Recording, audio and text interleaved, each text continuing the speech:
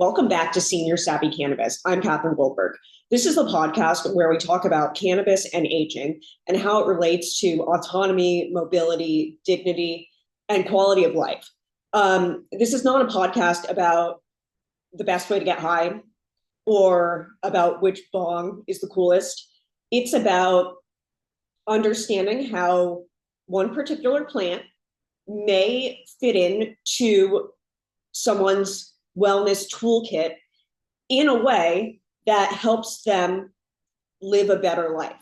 I don't think this is a radical idea.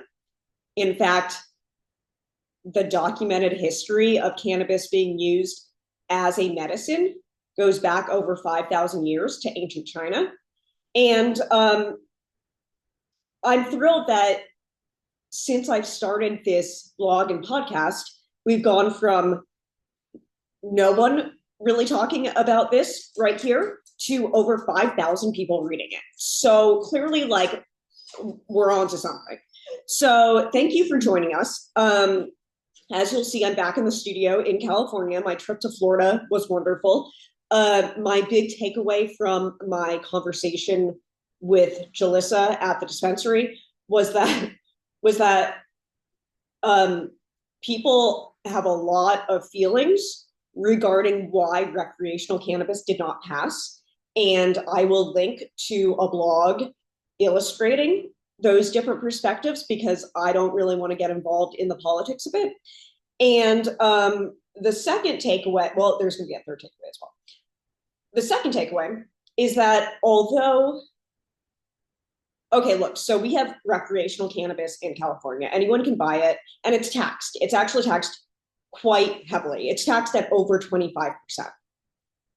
So, like, you know, I live in California. I got used to it. It's worth it to have lab tested cannabis. That's how I justify it to myself. I almost spit out my coffee when Jalissa said that Florida cannabis is taxed at 0% because it's medicine. So, like, that's pretty cool. But third point to close out this Florida discussion is that although the medical cannabis options are really good and they work with some amazing brands like Tikkun Olam that we've been working with out here, they don't have everything. They actually, one of the products that they don't seem to carry, which is strange, is a cannabis pain lotion, which is one of those things that like a lot of people really like because it's not psychoactive. So I'm going to be making up a new batch of heavy duty cannabis pain lotion for some people that I know. I am going to repost the recipe with the updated formula. It is now not vegan, but it's more effective for a lot of people. So that's a decision you're going to have to make on your own. But getting back to the point of this podcast, now that we have so many people here, and like one person commented and was like, ew, cannabis is immoral. And like, I forgot that's how the internet works, but I was just trying to wrap my mind around it. Like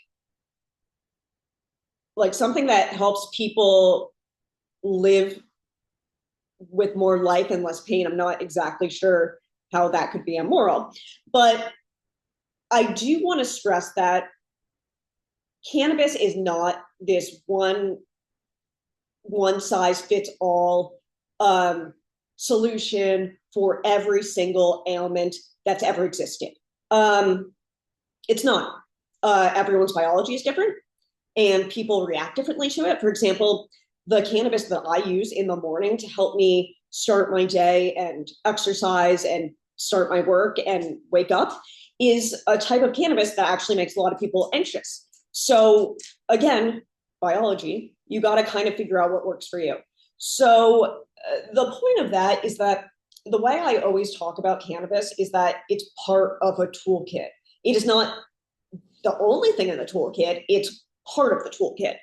And the fact of the matter is, no matter how much weed you smoke, if you don't really change your brain or your nervous system or your genes for that matter, which genes turn on and off. That's how like behavior changes genes. It's called epigenetics. It's very interesting. Then you're probably not going to get the relief that maybe someone who does practice various wellness protocols, for lack of a better word, might experience. So people ask me like, okay, well, besides cannabis, then what's the biggest thing I can do to improve my mental health? They ask me personally, and then they ask about like pain and stuff like that. And it's meditation. It's meditation. A lot of people, their first response is, well, I can't meditate. And I think there's like a slight miscommunication, because meditation means to pay attention to. So like to pay attention without changing it. So of course anyone can meditate. People don't understand that's the activity, and they make up these stories about, well, it has to be, I can't have any thoughts in my head. And that's not how brains work. Brains think thoughts. It's to become aware of the thoughts.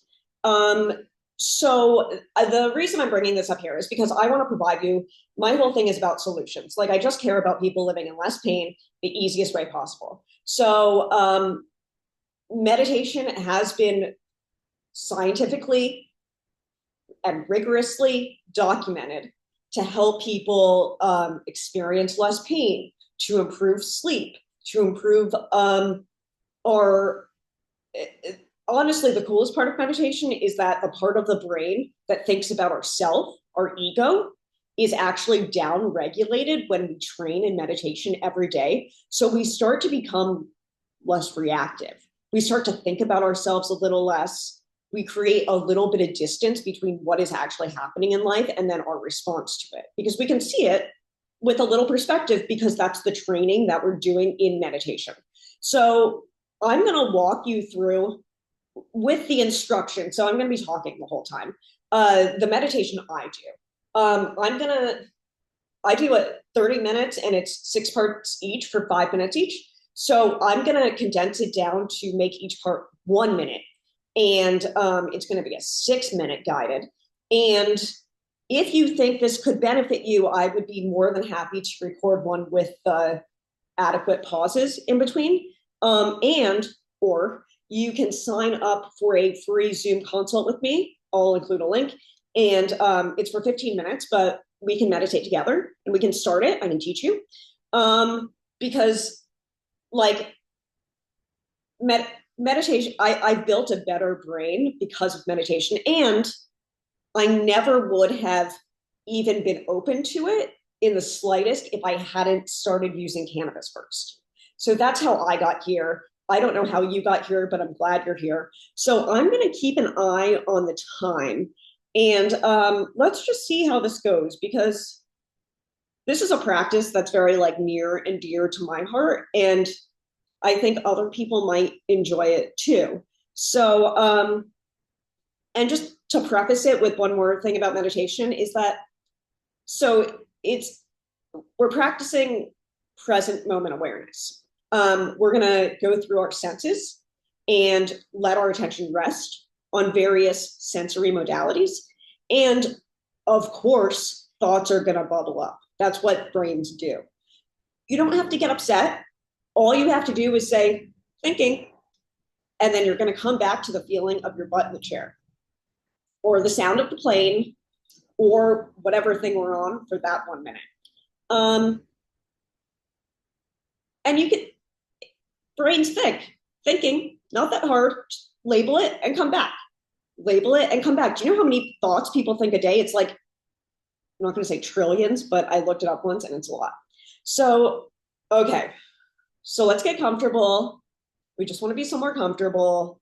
You don't have to be doing anything else for 6 minutes. You're just going to be doing this.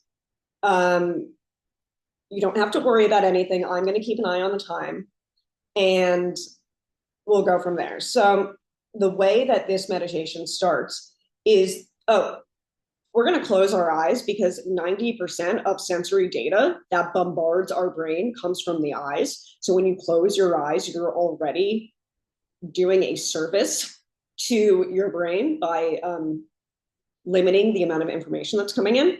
I might keep my eyes open.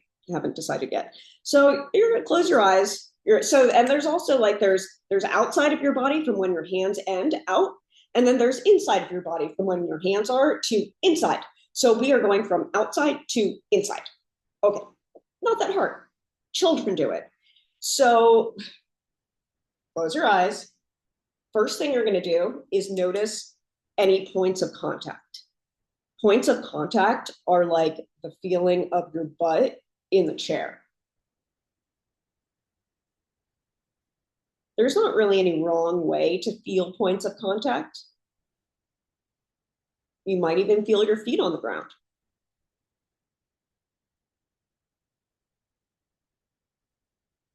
This is how it feels to sit. And of course, you're hearing things, you're smelling things, but you're going to let your awareness rest on what it feels like to sit. Fabulous. Great job. Next step. Now we're going to rest our attention on sounds. We can't change the sounds. We're just going to notice the sounds in our environment.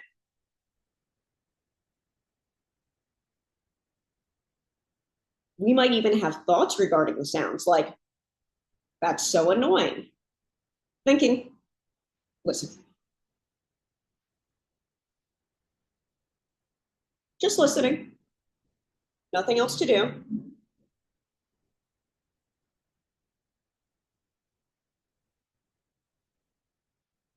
Lovely. Third step.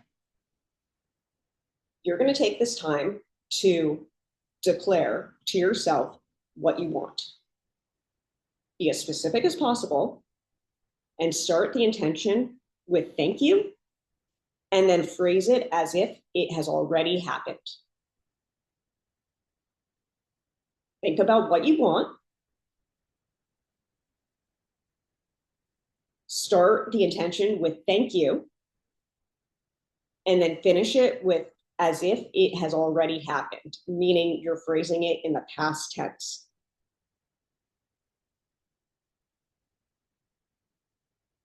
Let that marinate for a second. Fabulous. Fourth step.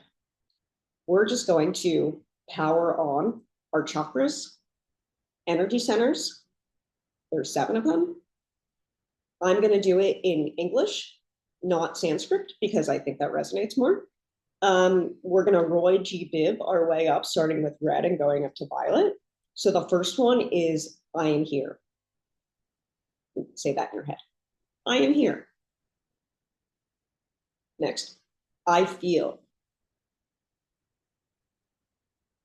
I do. I love.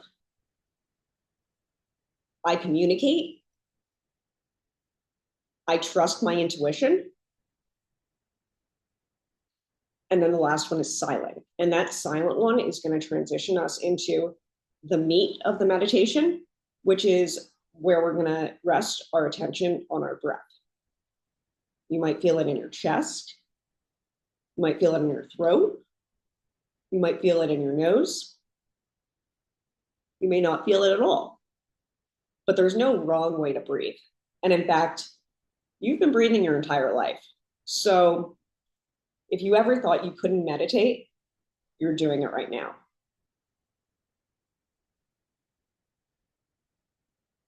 And what happens when we breathe and we breathe slowly, and when our out breaths are longer than our in breaths, is that it signals to our autonomic nervous system that it's okay to relax, that the adrenaline and the cortisol don't need to be pumping out, that you can actually come into a state of contentness. And now for the last step of the meditation, let the mind be free. If you want to worry, worry. If you want to think about the future, think about the future. If you want to ruminate, ruminate. But let your mind do whatever it wants without any effort at all.